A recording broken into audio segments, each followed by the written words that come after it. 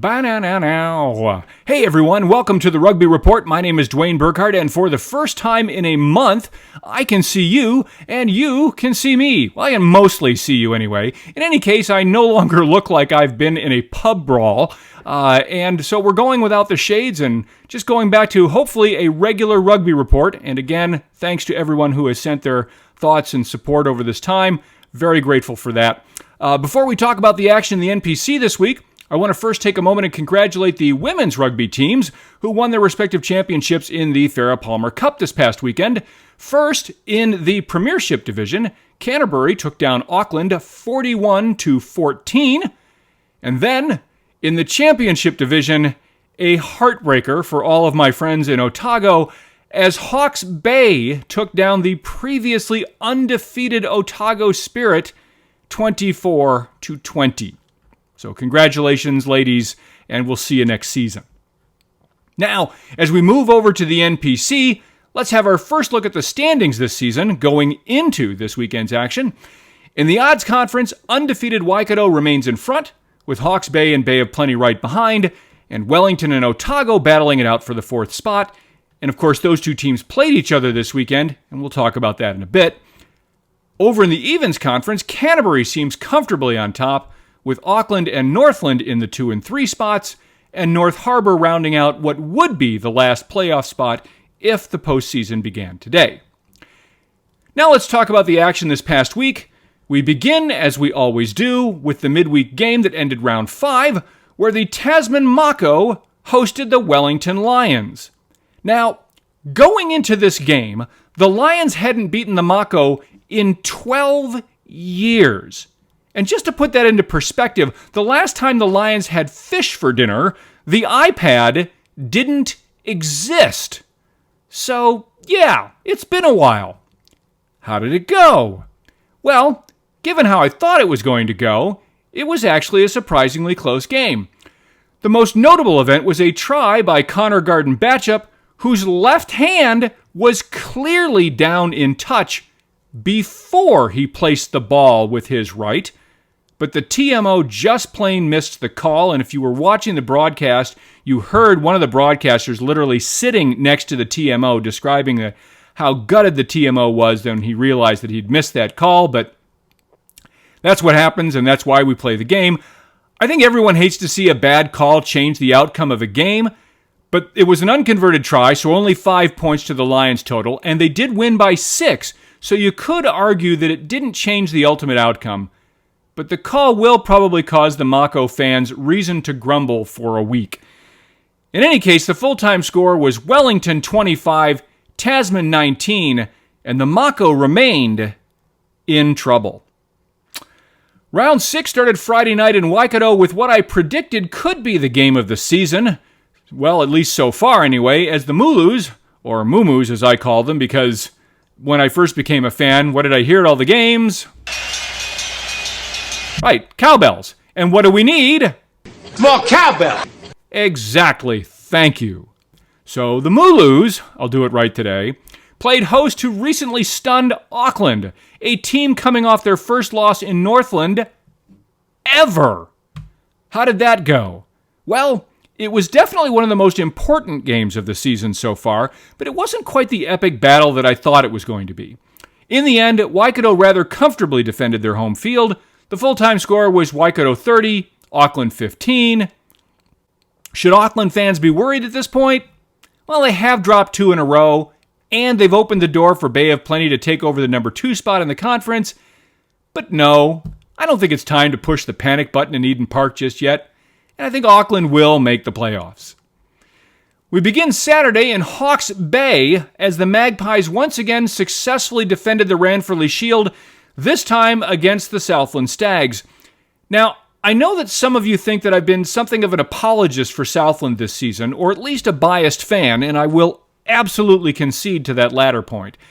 But the fact is that for the first 30 minutes, Southland wasn't just in this game, they were really in it.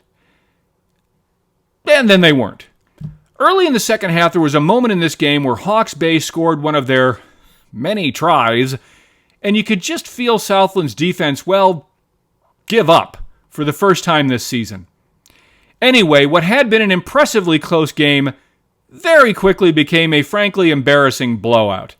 The full-time score was an eye-popping 69-24. Now, I'm still impressed with the heart and the determination that Southland has shown every week this year, but this week their defense definitely fell apart, and that is something that Stag fans should be worried about. Next up, we traveled to North Harbor, where the hibiscus-clad men of the North played host to the Bay of Plenty Steamers, and as expected, this was a just plain fun game to watch. As they have done in every home game this season, North Harbor came out and played with an aggressive, attacking offense, but Bay of Plenty also showed up with their fast-moving, fast-paced, full-team passing approach. And when those two approaches clashed, well, Bay of Plenty came out on top. The end of the first half and the beginning of the second half were just owned by the Steamers. The full-time score, North Harbor 34, Bay of Plenty 48.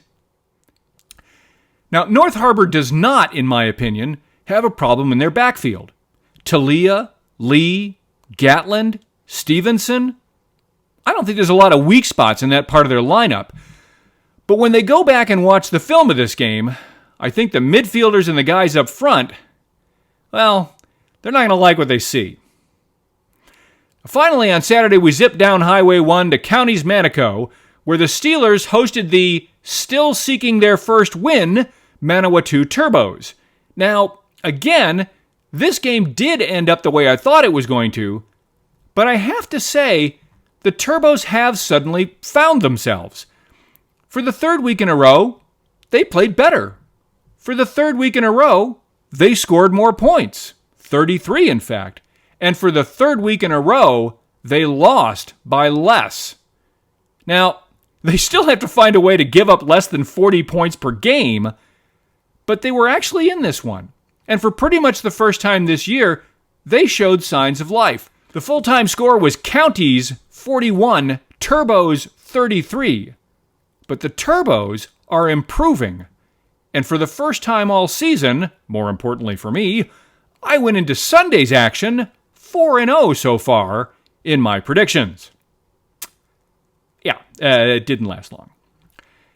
Sunday's action began in Tasman, where the Mako were maybe not mathematically in a must-win game to keep their slim playoff hopes alive, but practically, well, let's just say their fins were up against the wall. And yes, I made that joke on purpose. How did they do? Well, they brought the muscles to this game. All right, I'm sorry. That's enough of the fish stuff. Okay, I'm done. Enough. How did it go? Seriously. Well, if you saw my bloopers last week, you know how I feel about the Mako and their fans. Mako fans. I want to be a Mako fan. And the Mako finally gave me a reason to be a fan. They showed up and they showed us the kind of rugby that I thought that they were going to play every week this season. And yet, the Taranaki Bulls were also game. Well, at least in the second half. The Bulls were mentally late to this game and fell fairly dramatically behind early on, but they came out in the second half looking like a completely different team. The problem was that while the Bulls had mounted an impressive comeback in the second half, the Mako had an answer. And in the end, Taranaki's defense just couldn't catch the fish. Full-time score, Tasman 38, Taranaki 27. Now, from Tasman, we're going to catch the ferry across the strait to Wellington, where the Lions took on an Otago team that, like Taranaki, apparently forgot when the game started. They did figure it out eventually, and Otago came storming back in the second half and almost had what would have been the comeback of the year. But you cannot spot a team like Wellington over 20 points in the first half and expect to win the game, and they didn't. Full-time score, Wellington 32, Otago 26.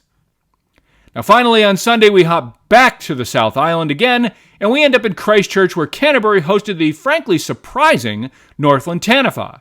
Now, if you looked at the score in the first 25 minutes of this game, you might think that it was a defensive war kind of game. But really, it was much more of an offensive opportunities missed kind of game. In any case, the Tannifar were definitely in it in the first half and even led for most of it, although they trailed at the half 14-10. In the second half, however, well, it was pretty much all Canterbury. How dominant were they? Well, the full-time score was 46-17. So, I'm going to say, pretty dominant. Canterbury wins. Hey, speaking of pretty dominant, let's peek in at my predictions now that we're more than halfway through the season. How did I do last week? Well, thanks to the Wellington win on Wednesday, I went into round 6 at 27-11. And so far in round 6, I am 5-2. Thank you. Thank you very much. And now for the season, I am 32-13. Now let's look at the week ahead. Round 6 formally ends on Wednesday when Waikato hosts Southland. And I don't think I'm shocking anyone here by picking the undefeated Mooloos at home against the winless Southland Stags. But there it is just to be official. Waikato will take this game at home. Now, round 7 will begin on Friday in Taranaki, where the Bulls will take on the Turbos. Now, the Bulls have been hard to predict this year. In fact, I need to note that over half of the games that I have predicted incorrectly this season have all involved just 2 teams, and the Bulls are one of them. Frankly, they beat teams they shouldn't, and lose to teams that they should beat. And at this point, it's getting really hard to guess which Bulls team is going to show up. Plus, they're facing the Turbos, who are winless, but are suddenly steadily improving. So who wins this game? Well, unless the Turbos suddenly discover defense this week, and sadly I don't see that happening, the Bulls are finally going to win a game that they should win, and they will stop screwing up my prediction percentage. You hear me, Taranaki? Good. Bulls win. Saturday will start at Counties Manukau, where the Steelers will host Canterbury. Canterbury, by the way, is the other of the 2 teams currently hosing up my prediction percentage. The last time Canterbury came north and played a team that they should have beaten, they lost their only game this season. Will they do it again? I don't think so. Sorry, Steelers fans, I love you, and you know that I love your stadium. But I'm afraid Canterbury is going to take this game on Saturday. Next up, Auckland is going to return home to Eden Park to face the Tasman Mako, who finally beat a non-winless team last week, and they did so in commanding fashion. This week they're going to Auckland, a team that has just dropped 2 in a row. Will Tasman help them make it 3? No. Auckland will land the fish, and they may even fillet them. I know, I said I was going to stop that. I'm sorry. Okay. No more fish jokes. Finally, on Saturday, yet another Ranfurly Shield game as the Hawke's Bay Magpies host the Wellington Lions. Now, Wellington has been playing really well the last few weeks, but Hawke's Bay has defended the Shield successfully several times this season, and they are now looking like the team that I thought they were going to be, a genuine contender for the championship. So, I'm going to go with the Magpies here. Hawke's Bay will defend the Shield again. They win at home over Wellington. We start Sunday's action in Tauranga, where once again, I cannot recommend the Dry Dock Cafe strongly enough. Oh my God, their food is amazing. And after you have that best breakfast in all of New Zealand, you can head down to the stadium and watch the Bay of Plenty Steamers host the Southland Stags, who literally cannot seem to catch a break this season because not only are they still winless, despite playing some excellent rugby, but if you look at their schedule, they seem to be playing likely playoff teams every week. And in this case, well, the Stags need to be careful. If they don't play better defense than they played against Hawke's Bay, this game could get ugly because the Steamers can score and score and score. And in any case, they certainly will score enough to win this game. Sorry, Stags, Steamers win. Next up, Otago returns home to face the defending champion and undefeated Waikato squad. And I know I've said this before, but once again, my heart is always with you, Otago. But I think Waikato's going to win this game. Waikato wins. And finally, on Sunday, it's the Battle of the Norths, which is, of course, not a thing. I just made that up. But it is a battle between the two northernmost teams as Northland plays host to North Harbor.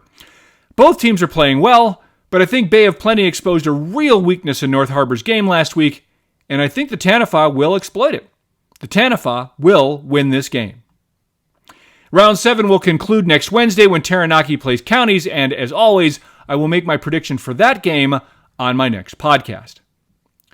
Now let's go over to the Rugby Championship, which resumes this weekend after a week off. The first game is a little odd in that it's on a Thursday night, a fact that has annoyed New Zealanders and Aussies alike, but nonetheless, the Rugby Championship and Bledisloe Cup matches will commence at that time in the newly renamed Marvel Stadium in Melbourne, and I am confident that a number of rugby superheroes will be in attendance. And I'm also confident that the All Blacks are finally going to win 2 in a row this year, and they will take this game 1 in Australia. Now, meanwhile, over at Hollywood Bets Park in Durban, South Africa, also home of the Sharks, the Springboks will host Argentina as the Pumas come to town for a game that might be a lot more interesting.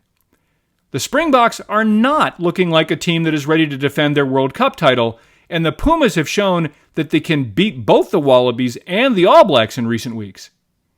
Who wins this matchup?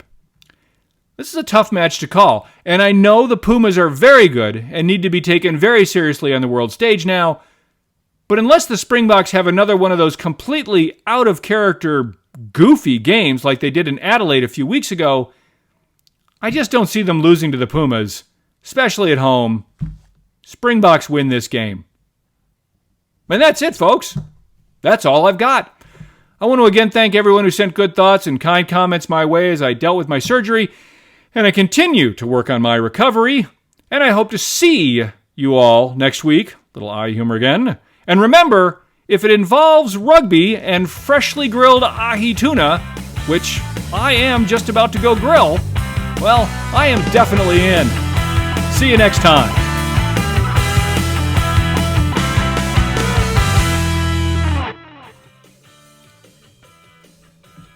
We're going to chair dance, which the audience will not see, thank God.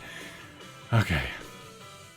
But no, I don't think it's time to panic the button. Panic the button? Don't panic the button? I don't even know what that means. All right, let's try it again. We're going to back up again and start that little excess air. But when they go back and watch the film of this game, I think the mid-late... How about we do that one more time? Okay. How dominant were they? Well, the first time score, they had several scores. It was a several score game, so that's not technically wrong. Okay. Let's look at... Try again. Keep going.